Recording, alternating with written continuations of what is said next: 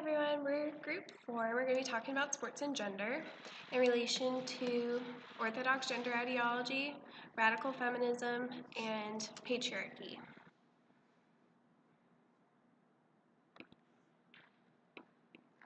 Orthodox gender ideology is the interrelated views and ideals that is based off of the two-sex system. The view of gender represents a traditional and widely established way of thinking that people view as unchanging truth linked to their religious beliefs or an overall sense of right and wrong. Gender role socialization is society's reinforcement of societal normal behaviors assigned to each gender. Radical feminism is a feminist school of thought that focuses on the cultural sources and systems of oppression. It stresses ideological shifts and is aimed to destruct patriarchal systems. Uses feminism to bring awareness to homophobia in sports, brought attention to issues of violence against women and sports-related violence in general. This feminism focuses on the difference between sex and wants to free both men and women from the gender roles society has placed upon them. Patriarchy is defined as a system of society or government in which the father or eldest male is head of the family and descent is traced through the male line. Another definition of patriarchy is a system of society or government in which men hold the power and women are largely excluded from it. In sports, patriarchy is prevalent because sports are considered a manly activity that women are too weak for.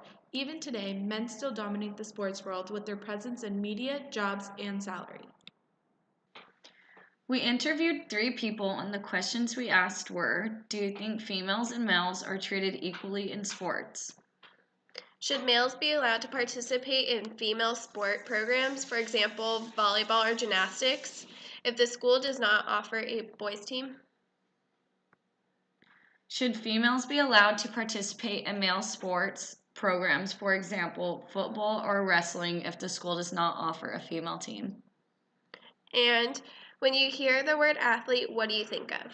Do you think females and males are treated equally in sports? No. Why? Because for like the professional leagues, the pay is uneven. Males get paid more than the females. No, Why? because the payment's off, because NBA be making millions and millions, while WNBA make a lot less than they do. No, Why? because the men's sports are taken more seriously and the media covers it more. Do you think boys should be allowed to participate in female sports programs like volleyball or gymnastics if the school doesn't offer a boys' team? Yeah. No, they should be able to make their own league, because that wouldn't be fair. Yes. What about for females? Would you say the same applies for programs like wrestling or football? Yes. They shouldn't be able to join. If males aren't able to join female sports, then females shouldn't be able to join male. If anything, they should have their own league or something. Yes. And when you hear the word athlete, what do you think of?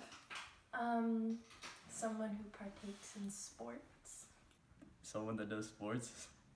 Someone who participates in a sport of like any kind. While reviewing the interviews, we noticed a difference from the way we would have answered the questions and the way the interviewees did. We attribute that difference to the sports and gender class. For the first question, all candidates said they do not think male and female athletes are treated the same. Their answers did not surprise us because coming into this class, we all thought the same thing. It seems like a common knowledge. We did, however, have different answers for why they are treated differently. For example, the candidates said the pay difference in media coverage, which is true. However, we thought of more concepts that are not as apparent. After taking this class, we were exposed to different problems in sports that athletes face, so their answers were more common knowledge compared to what we think, which include gender stereotypes, racism, unfair treatment, and homophobia.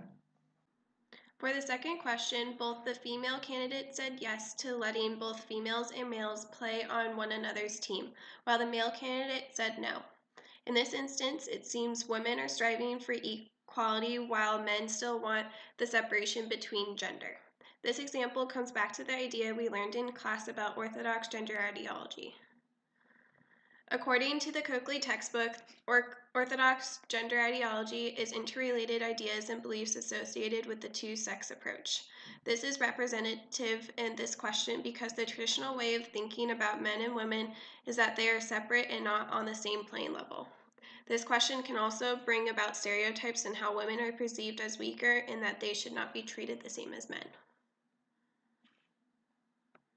For the last question, we were a little surprised with how they all answered it. The candidates didn't put much thought into the question and answered it in a mediocre way. However, a positive outcome on these answers were that they didn't put a masculine or feminine connotation to the word athlete. When we answered this forum question, we thought of a particular image, for example, a male athlete or an athlete constantly covered by the media.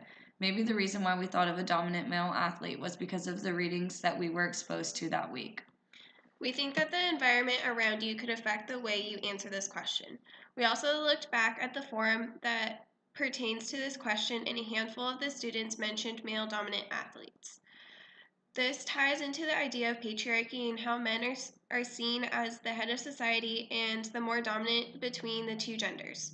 With everything that we have learned thus far, it makes sense that the feminist theory came about. Women do deserve equal treatment not only in sports but also in society.